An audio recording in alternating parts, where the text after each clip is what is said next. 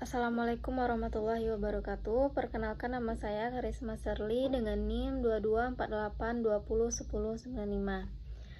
Baiklah, di sini saya akan memaparkan materi teknologi bahan alam, yakninya pemilihan dan penyiapan bahan, tahapan pembuatan simplicia, dan ekstraksi bahan alam.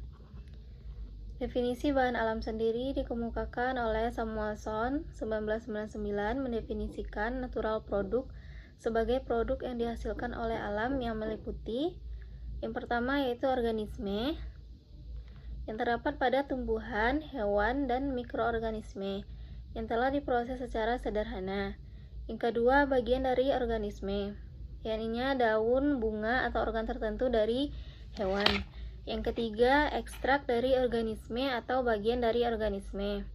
Yang keempat yaitu komponen tunggal, yakni alkaloid, flavonoid, glikosid, terpenoid, dan steroid, dan lain-lain. Bahan alam dalam kefarmasian sekunder meliputi glikosida, alkaloida, minyak astrianti, biotika, tanin, saponin. Sementara primer yaitu ada klorofil, lipida. Selanjutnya, bahan alam dalam kefarmasian.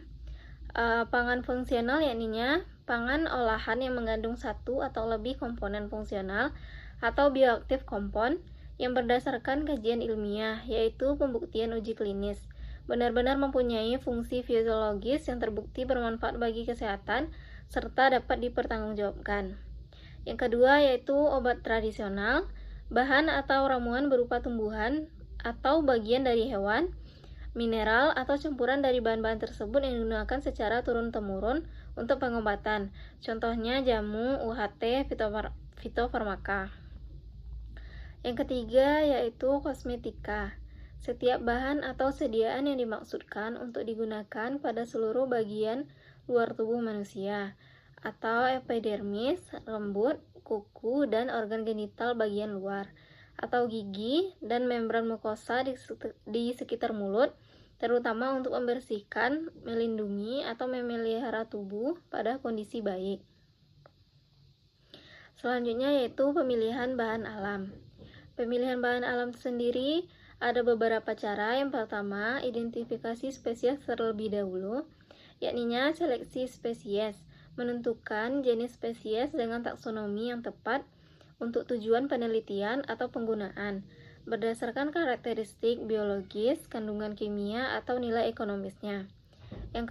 Selanjutnya, seleksi usia, memilih individu pada usia tertentu karena kandungan zat aktif atau kualitas bahan dapat berbeda tergantung pada tahap pertumbuhan. Misalnya muda beda pada tua. Selanjutnya, seleksi bagian tubuh, menentukan bagian tubuh spesies, misalnya daun, akar, batang, bunga yang digunakan karena tiap bagian bisa memiliki kandungan yang berbeda-beda dan fungsi yang berbeda-beda. Selanjutnya, seleksi lokasi dan musim, mempertimbangkan daerah asal dan waktu pengambilan bahan karena kondisi lingkungan dan musim yang tepat dapat mempengaruhi kualitas serta kandungan zat aktif dalam spesies tersebut. Selanjutnya yaitu pemilihan bahan. Pemilihan bahan melakukan faktor yang mempengaruhi senyawa pada tumbuhan, misalnya musim, kadar air, intensitas paparan sinar matahari, kondisi tanah atau pH, alkalinitas, keberadaan senyawa makro, mikro, dan mineral lainnya. Yang ketiga yaitu pertimbangan dalam penentuan jenis bahan, yakni pengalaman penggunaan turun-menurun atau pengujian atau screening.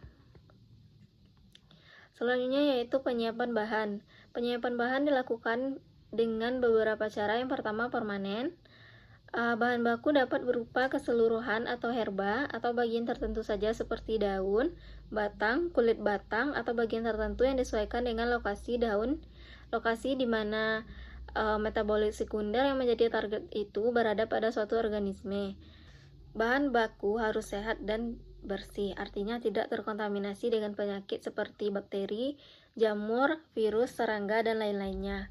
Yang kedua yaitu sumber bahan baku, biota yang hidup liar atau tumbuh secara alamiah atau hasil budidaya. Yang ketiga, tanaman segar, yang ada pada daging buah, lidah buaya, jus buatan atau akar manis, sirup raspberry atau sirup cherry.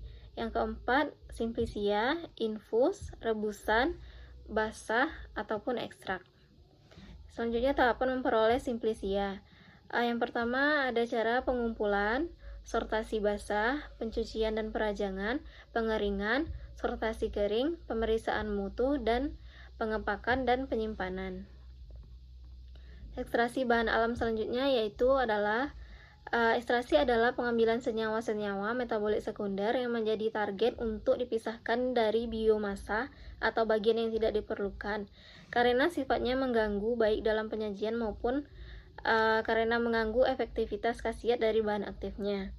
Ekstraksi secara umum merupakan suatu proses pemisahan zat aktif dari suatu padatan maupun cairan dengan menggunakan bantuan pelarut. Tahapan proses ekstraksi yaitu ada pelarut akan merusak dinding sel dan jaringan serta masuk ke dalam sel. Lalu pelarut akan melarutkan senyawa-senyawa metabolit. Lalu pelarut bersama senyawa metabolit yang terlarut dikeluarkan atau dipisahkan dari bahan atau biomasa penghasilnya. Metode-metode ekstraksi tersendiri ada beberapa. Yang pertama maserasi. Maserasi yaitu merendam bahan simplicia dalam pelarut pada suhu kamar. Yang kedua perkolasi, mengalirkan pelarut melalui bahan simplicia yang ditempatkan dalam kolom perkolator.